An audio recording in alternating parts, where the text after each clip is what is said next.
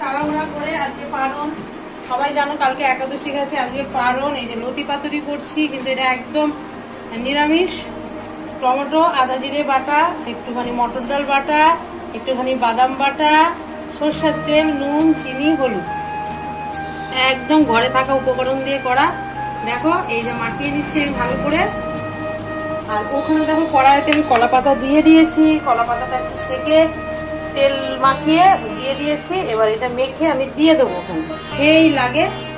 হ্যাঁ, আর তারপর আজকে উপোসের পরের দিন আরো ভালো লাগবে। এটা একদম নিরামিষ, যারা প্রসাদ বুঝি তারাও এটা পেতে পারেন। একদম সুন্দর একটা মানে নিরামিষ প্রিপারেশন। কাঁচা লঙ্কা আমি এই যে এরকম ভাবে কাঁচা লঙ্কা ছিঁড়ে ছিঁড়ে দিয়ে দিয়েছি। আর একটু দেবো এর মধ্যে কাশ্মীরি মির্চ, কাটা নেই কাশ্মীরি মির্চটা।